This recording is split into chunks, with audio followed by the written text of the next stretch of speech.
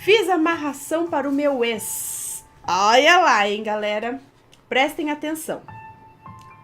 Bom, me chamo Fulana, tenho 27 anos e sou de São José dos Campos, São Paulo. Porém, estou morando atualmente nos Estados Unidos fazendo intercâmbio. Comecei a conhecer melhor o canal de vocês através de indicações de vídeos do próprio YouTube. Sempre assisto os vídeos porque acho muito curioso os fatos falados aqui e posso dizer que acredito em tudo. Por isso tomei coragem e vim contar algo que aconteceu comigo e que me culpo muito até hoje. Contarei detalhes específicos dos trabalhos feitos, por isso pode ser meio longo o relato, mas é algo interessante também. Minha família, por parte de mãe, são espíritas e todos já viram espíritos em algum momento ou em alguma circunstância. Principalmente a minha avó materna, que mesmo sendo evangélica acredita em espíritos, porque vivia falando o que ela via e contava para nós, os netos. E eu sempre fui o tipo de pessoa medrosa, mas não filtrava aquilo para não me deixar alucinada com as histórias. Em 2011, trabalhava em uma loja do shopping e tinha um namorado que se chamava... Vou dar o nome de João. Todo mundo chama João aqui, tá? É um nome fictício. Então, meu namorado que se chamava João. João era o pai do filho de uma colega que trabalhava comigo na época e o nosso namoro foi muito odiado por ela. Porém, quando eu e ele nos conhecemos, eu nem sabia que eles tiveram um relacionamento no passado. E foi só depois que descobri isso. E mesmo depois de envolvida com ele, eu quis continuar mesmo assim. Mesmo sofrendo com brincadeirinhas idiotas e o povo falando mal de mim na loja. Mas até que um dia tudo ficou bem. O pessoal falava comigo de boa e eu voltei a falar com a ex novamente. João e eu namoramos por 7 meses e até que ele decidiu terminar comigo em novembro. Nossa, eu fiquei tão mal, tão sem chão que queria morrer. Fiquei em depressão mesmo, gostava tanto dele, passamos por tantas coisas juntos que ele simplesmente decidiu terminar comigo assim do nada e vi que não ia ter volta, pois ele estava muito frio comigo. Dava para ver nos olhos dele que o amor que ele sentia havia acabado. Morri, claro. Depois de uma semana sofrendo, não comendo e nem querendo falar com ninguém, eu ficava fuçando o Facebook dele. Olha lá, parece familiar? Ficava fuçando o Facebook dele para ver o que tinha de novidade. E sempre via as fotos dele curtindo com os amigos e com um monte de mulherada. Aquilo me fervia o sangue e me fazia chorar de ódio, porque eu não merecia aquilo. E sempre soube que os amigos dele não gostavam da gente ter tido um relacionamento, porque na cabeça deles, eu era a pessoa que roubou o amigo mais legal e parça das baladas. Então sempre rolava aquele estresse na minha presença. Enfim, no meio daquela tristeza, vendo aquelas fotos do Bruno se divertindo... Falei o nome do cara. Enfim, do João. Se divertindo, eu fechei os olhos e apertei minhas mãos e disse que queria ele de volta e que faria qualquer coisa para tê-lo de novo. Silêncio. Algo estranho aconteceu. Fechei de volta, fechei fechei o olho... Ai, meu Deus, gente. Peraí, vamos tomar uma água. Calma lá. Vamos voltar um pouquinho, olha lá. Enfim, no meio daquela tristeza, vendo aquelas fotos do João se divertindo, eu fechei os olhos e apertei as minhas mãos e disse que queria ele de volta e que faria qualquer coisa para tê-lo de novo. Nesse momento houve um silêncio. Algo estranho aconteceu. Fechei o Facebook e do nada abri uma página do Google falando o nome de uma mulher que se chamava Dona Cida. Vou colocar aqui. É fictício também. E essa dona aí fazia trabalhos espirituais e lendo isso tinha um anúncio grande que parecia ser para mim naquele momento, dizendo que a dona sabia das minhas tristezas e que tudo ia ficar bem e se resolver se eu entrasse em contato, porque ela tinha algo que poderia me ajudar. E foi aí que eu vi pela primeira vez sobre amarração. Fiquei com uma sensação estranha quando eu li aquilo e me senti 100% atraída pela tal da ajuda dessa senhora. Liguei e conversamos. Expliquei para ela tudo o que tinha acontecido e passei bastante informação sobre nós para ela. Daí ela começou a jogar as cartas para mim, tarô. E fez uma mini consulta e disse que o meu relacionamento com o João foi alvo de macumba para nos separar. Nem preciso dizer o quão assustada eu fiquei. Até se aquela dona tivesse falado alguma mentira, eu teria acreditado, porque eu estava em um estado emocional tão amargo e profundo que eu sentia que não tinha mais chão. E algo fez eu depositar todas as minhas confianças nessa dona. E aí ela comentou mais a fundo sobre como funcionava a amarração e quais seriam os resultados depois do trabalho. E o mais incrível de tudo é que ela falava muito no nome de Deus. Então achei que não ia ter problema nenhum, porque ela falava tanto de Deus que fiquei até mais calma. E eu não tinha até então uma religião fixa, mas sempre acreditei em Deus e até mesmo em santos. Então fiquei tão cheia de confiança que eu iria ter o João de volta que fiquei até feliz no telefone. E aí marcamos um dia X para começarmos os trabalhos. No primeiro trabalho que ela fez para mim, eu tive que enviar uma quantia em dinheiro de quase R$ 900 para que ela pudesse comprar todo o material. Uau! Além de comprar animais para sacrifício, exemplo, galinha, porco e bebidas. Eu, tonta e tão cega no que eu estava fazendo, que nem me importei sobre a vidinha daqueles pobres animaizinhos. E quem me conhece sabe que sou extremamente sensível em questão de animais. Mas algo com uma força maior e esse desejo de ter o João de volta estava me dominando. Dia seguinte eu liguei para ela para saber como foi o trabalho. Ela disse que foi muito bem e que os espíritos já estavam prontos para fazer o trabalho deles. Que no caso, como ela me explicou, os espíritos iriam ser convocados para ficarem falando meu nome para o João o tempo todo. E por incrível que pareça, depois de alguns dias, o João me mandou um e-mail dizendo que estava com saudades. Mel Bells. Fiquei tão feliz que liguei na hora para a dona contando o que tinha acontecido. Para minha surpresa, ela disse que já sabia e disse que eu deveria continuar com os trabalhos para que ele me procurasse mais. Conforme o tempo foi passando e fazendo vários trabalhos do tipo pegar 7 corações de galinha e colocar meu nome e o nome dele 7 vezes dentro do coração e costurar com uma linha, papapá, e ainda pôr tudo isso dentro de um melão e mais coisa, e eu não vou falar tudo aqui, e fechar com no coração, no melão, fazer sinal da cruz, esconder em um lugar e fazer uma reza com um Exu e não sei o quê. Ou até mesmo comprar uma planta que se chama Comigo Ninguém Pode, fazer trabalhos com ela de madrugada, que é uma planta bastante usada em rituais, e até dormir com... Nossa, olha só, e até dormir com 3 pessoas eu tive que fazer, para oferecer o meu corpo a uns espíritos e que isso cobrasse aquele desejo do João. Olha só, nos trabalhos aqui, uma das coisas incluía ela dormir com 3 pessoas para oferecer o corpo aos espíritos. Ai, que coisa pesada, hein? Enfim, ela estava cega, né? Então foi... Teve até um dia que a minha mãe, por curiosidade, foi mexer nas minhas coisas para saber o que estava acontecendo comigo, porque achou que eu estava diferente. Ou ela sentiu alguma coisa, porque ela era sensitiva. E foi aí que ela descobriu tudo. Porque eu sempre guardava os comprovantes de depósito para a conta da dona Cida lá. E um caderno com todas as orientações dos trabalhos que eu tive que fazer. E preciso nem dizer o quanto minha mãe se assustou e chorava, que não acreditava naquilo. E eu, com medo de tudo aquilo atrapalhar o meu trabalho para ter o João de volta, liguei para a dona e ela me disse para ficar tranquila, que ela ia me ajudar. Ia fazer um trabalhinho para minha mãe ficar tranquila. Tudo é um trabalho. Eu, desesperada, aceitei e fui vendo o resultado conforme o tempo foi passando. E realmente vi que ela parecia que tinha esquecido do que viu, ou simplesmente não queria comentar mais sobre o acontecido. Um dia fiquei sabendo que uma amiga da minha irmã estava tendo um caso com o João, mesmo sabendo que eu ainda gostava dele. E mesmo depois de eu desabafar com ela tudo de triste que eu sentia pelo término. Aí liguei para a dona Cida novamente e ela me disse para comprar velas genitais. masculino e feminino. Ai, ai, ai.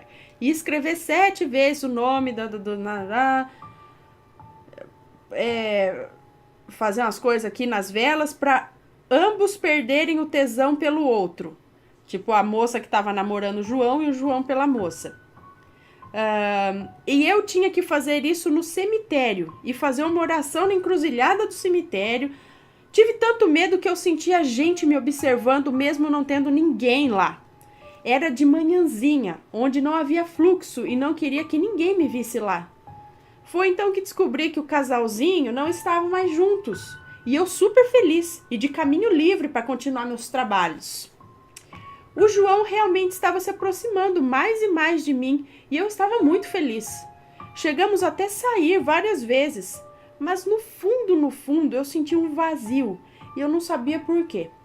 Talvez pelo fato de saber que ele estava me procurando não por vontade própria, e sim por obrigação, porque os tais espíritos estavam fazendo da vida dele um inferno. Digo inferno porque a dona me falava que era tanta cobrança que os espíritos faziam para ele se lembrar de mim, que ele chegava a passar muito mal. Ele tinha diarreia constante e bastante dor de cabeça. E o incrível é que ele falava isso para mim também, o que me deixava um pouco assustada, mas tudo bem. Em um dia, menti para minha mãe dizendo que eu ia trabalhar, mas fui para a rodoviária pegar um ônibus e ir para um lugar aqui, outro lugar em São Paulo, não vou falar o nome, para ver a tal da dona aqui, para que ela fizesse algo mais poderoso ainda para o João voltar de vez. Cheguei lá através das instruções dela e me deparei com uma casa cheia de imagens e materiais de Umbanda, ou não sei aqui. Tive uma sensação muito estranha, que tinha que sair dali, mas como meu desejo pelo João era maior, eu fiquei até o final. Fizemos um trabalho lá juntas, com muita oração para santos que nem conhecia. E um dia antes de ir para lá, eu tive que fazer um trabalho no qual eu comprava uma caixinha com ovos e fazia uma oração com velas e tinha que passar os ovos na minha cama, num sinal lá, e passar a noite com os ovos na cama. E aí a dona pegou esses ovos e colocou dentro de um saco vazio. Ela falou uma língua estranha lá e quebrou os ovos. Quando ela olhou para dentro do saco, ela se assustou e me mostrou. Meu Deus do céu, ali só tinha sangue. Como pode isso acontecer? Eram ovos normais que eu tinha comprado. Fiquei paralisada e assustada no mesmo momento. E a dona começou a falar que aquilo significava o trabalho que alguém fez para me destruir e um possível aborto. Oi? Como assim? Fiquei em choque. Aí terminamos lá e fui embora para casa. No caminho de volta para minha cidade, eu comecei a sentir um arrependimento muito grande e comecei a rezar para Deus, onde eu entendi que tudo que eu estava fazendo ali estava me destruindo. Então cheguei em casa quieta e pensativa.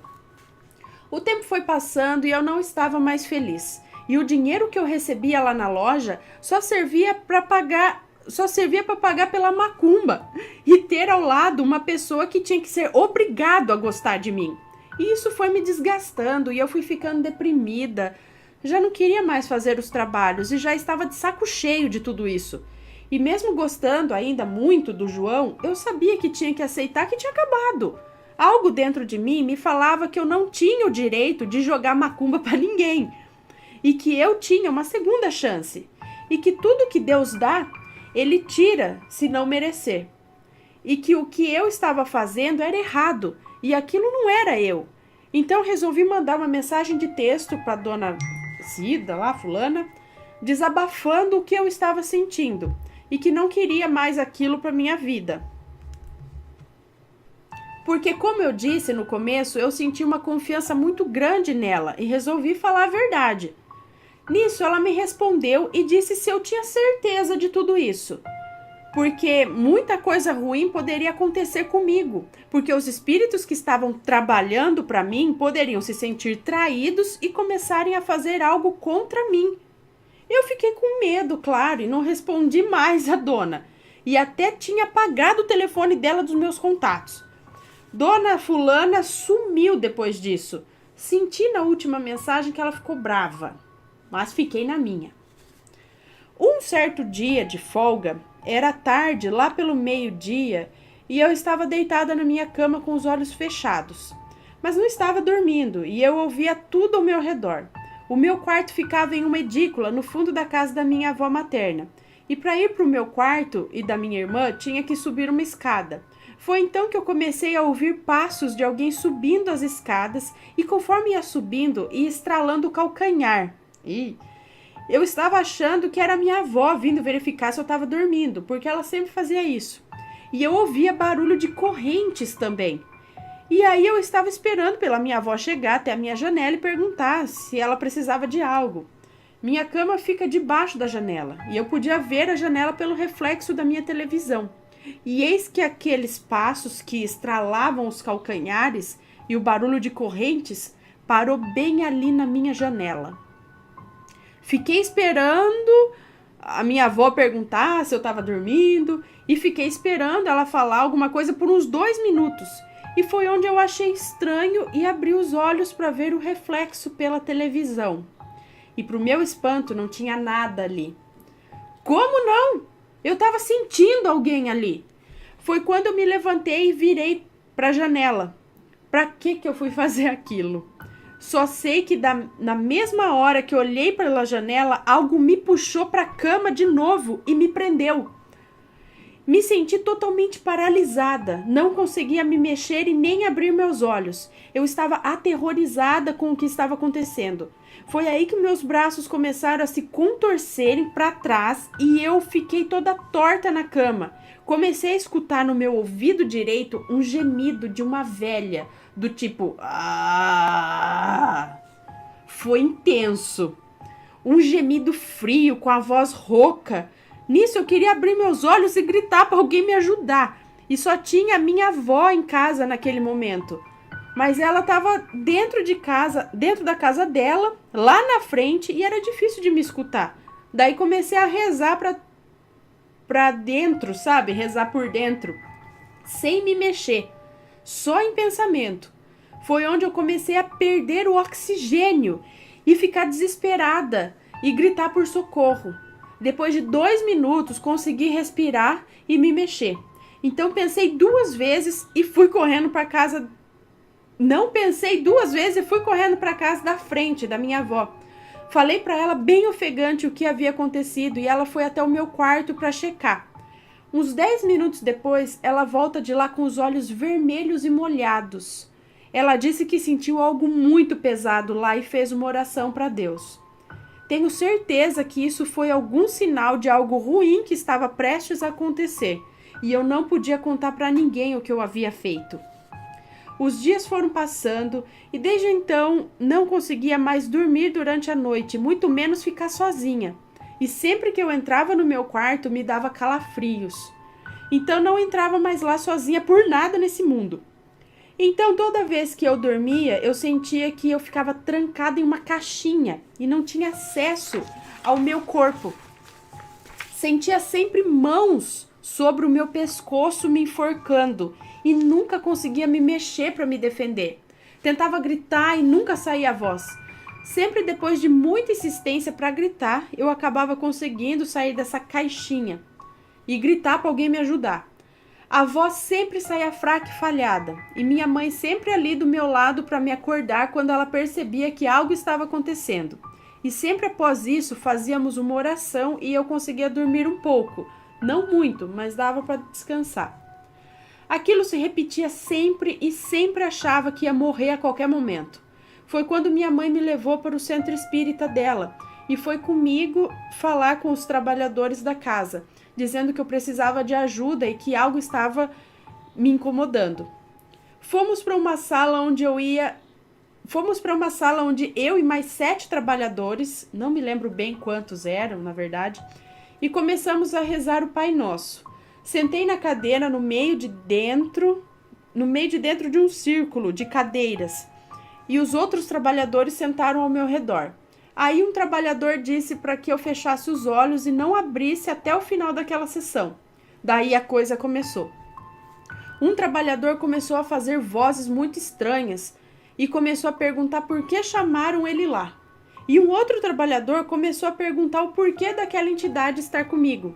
E a entidade disse que eu sabia o porquê disso tudo estar acontecendo, que eu era mentirosa com a minha família e disse que mexi com coisas que eu não deveria ter mexido e que os trabalhos já estavam feitos. O outro trabalhador começou a perguntar que tipos de trabalhos eu havia feito. Nessa hora eu olhei para o trabalhador com a voz da entidade e ele me olhou com um sorriso macabro e olhos negros fixos nos meus e disse: "Ela sabe muito bem." E fechei os olhos rapidamente. Porém, aquela imagem nunca mais saiu da minha cabeça. Daí o outro trabalhador começou a falar que independente de qualquer coisa que eu tinha feito, eu estava arrependida e que eu era filha de luz e que era para ele sumir da minha vida naquele momento em nome de Deus. A entidade disse que ia sair, mas que ia voltar. E o trabalhador que estava fazendo as vozes da entidade voltou e tinha acabado aquilo ali. Depois eu contei a verdade para o trabalhador sobre tudo o que eu fiz e ele disse que mexer com entidades não era bom e o que tudo que fiz foi provocando as entidades e deu no que deu nisso tudo. Saímos de lá e meus dias passaram a ser melhores, porque eu toda quarta-feira e domingo estava no centro espírita com a minha mãe, aprendendo mais sobre a religião e buscando perdão calada por tudo que fiz. Não estou 100% curada. Às vezes sinto alguém no meu quarto, até mesmo aqui nos Estados Unidos, que por mais que eu peça perdão para Deus, eu sinto que tenho uma dívida e que só vou saber se fui perdoada ou não quando eu morrer e for julgada. Às vezes sinto calafrios, às vezes sinto que estou sendo presa dentro da caixinha de novo. Mas ao contrário de antes, eu consigo me mexer quando sinto isso e acordo para rezar, já que minha mãe não está aqui comigo. E depois desse ocorrido, nunca mais dei sorte com ninguém. Minha vida começou a desandar e fiquei com depressão. Sobre o João, ele parou de me procurar e nunca mais soube dele. E mesmo assim, passei quase 2 anos da minha vida gostando dele ainda. Mas depois, minhas memórias por ele foram ficando minúsculas e até que não sentia mais nada por ele. Hoje eu me sinto muito arrependida por tudo. Tudo que fiz foi uma burrada. Gastar dinheiro que eu não tinha para pagar a dona fulana. Detalhe, fiquei com o nome sujo e ainda roubei dinheiro da loja que eu trabalhava para pagar ela. Claro que depois devolvi o dinheiro que roubei, enfiei dentro do caixa e fingi que nada tinha acontecido. Fiz a dona sacrificar animaizinhos por ter algo que Deus já havia tirado de mim. Fiquei com essa tortura de carregar esses problemas espirituais pelo resto da vida e senti vergonha de tudo isso. Mesmo sentindo que Deus me perdoou, porque casei recentemente e minha vida está melhorando, eu ainda sinto essa culpa que me amarga. Deixo um recado para que nunca ninguém entre nessa de amarração ou qualquer trabalho espiritual desse tipo, pois isso vai refletir na sua vida para sempre. Obrigada, Ana, por ter me dado espaço para contar a minha história. E aqui termina o relato. Tá vendo? Vai lá amarrar os outros pra você. Viu? Ela contou aqui que não deu certo. Nunca dá certo, gente. É o que ela fala aqui no relato. Adianta a pessoa tá lá atrás de você por obrigação, não é porque ela quer. Sabe? Entenda isso. Né? A pessoa não quer. Aí você vai, não, mas tem que ficar comigo. Não, todo mundo é livre. Ninguém é obrigado a gostar de você só porque você gosta da pessoa. Let it go, sabe? Larga a mão, tem mais gente no mundo. Você viu que depois de um tempo acabou esquecendo do cara, mas ela mesma atraiu um monte de coisa pra ela. Isso porque também tava fazendo mal pra ele. Peraí, você ama a pessoa ou você ama só o que você sente pela pessoa? Isso é egoísmo. Esse negócio de amarração não é amar a pessoa, não. É só querer o que você quer, sabe? Dane-se a pessoa. Se ela gosta, ela não gosta de mim, ela tem que ficar comigo. E aí as coisas voltam, né? As coisas voltam. Olha, gente, cobrou, a pessoa cobrou. Você viu quanto que ela era um trabalhinho atrás de outro trabalhinho? R$900 para começar. Sacrifício de animal. Derrubou sangue, filho. Você mexeu com entidade pesada. Se alguém tá assistindo e entende dessas coisas, escreve para mim aqui no Superchat. que é mais fácil de ver.